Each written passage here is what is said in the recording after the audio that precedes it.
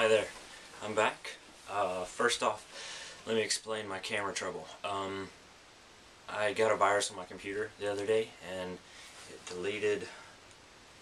didn't delete, but it totally screwed up my video editing software, and so now I've got to go buy a new one somewhere because the company has no recollection of me buying it, and it's just a whole big pile of crap. But anyway, so my videos are pretty much going to be like, I'm not editing anything out. You're going to see me turn the camera on, you're going to see me turn the camera off, you know what I'm saying? But hopefully that doesn't bother you too much, because, you know, it's all I got right now. But anyway, I know my last few videos haven't been too terribly informative, but, you know, the process is going really slowly, and I haven't had much time to put them together. So this one I'm going to tell you a few things, like I had a meeting between videos. I had one on Monday, I think, and tell you about that meeting, how that went. I'm going to tell you where I want to be stationed later on, and hopefully some stuff about why I'm joining the Marines instead of another branch, you know. So first off, had a meeting on Monday, I think it was this Monday, with Sgt Peirce, and I turned in the last of my papers hoping that he would be able to give them to Staff Sergeant Shaw, who is he's the big boss at the recruiting office, and he's supposed to submit them up the line. But Sergeant Shaw is in San Diego right now doing some training course on something, so I've got to either wait. Like, here are my options. Sergeant Williams is in charge of the facility now, so I could have him turn my papers in, but higher up the line they kind of you know, they give him a hard time about it because he's not, you know, he's a runner-up in command. So if I wait for Sergeant Shaw, or Staff Sergeant Shaw, to come back, then it'll help my chances of being a Tier 1. So I'm probably gonna have to wait another week, maybe, you know, maybe 10 days. But anyway, there's that.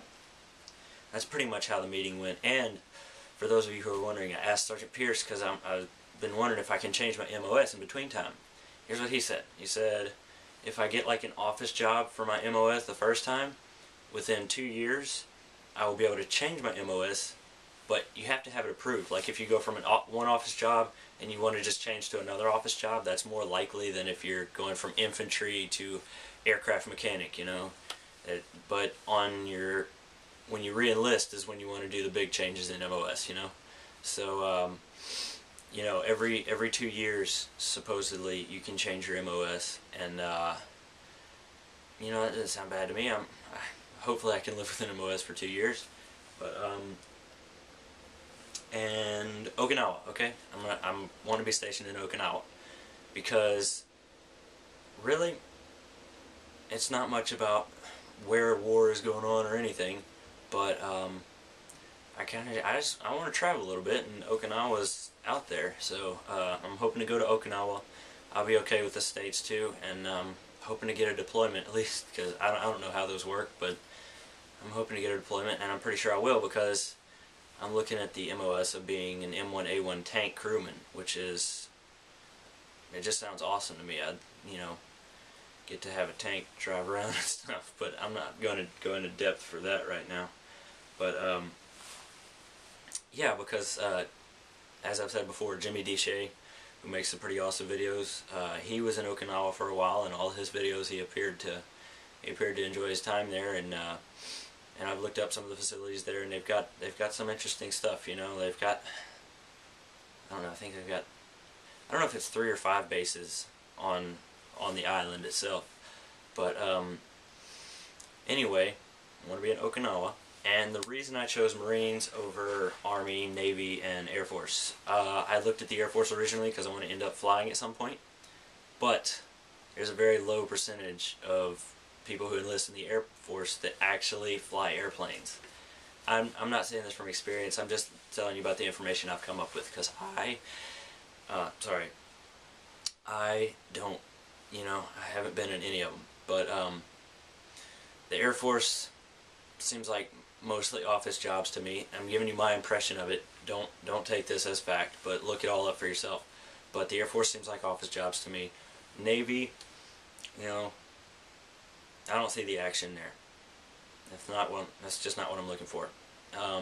Army is pretty close to Marines, except Marines have a 3-month basic training and Army has a 2-month basic training, and I'm just assuming if the Army stops at 2 months for basic training, then they probably stop short at a few other things, you know. So I want to have the full-out Marine training, and you know, I want to go all out with it and make it all the way. So I'm not bashing Army, Navy, or Air Force. They're all great branches. They're just not what I wanted particularly. What you want is up to you. You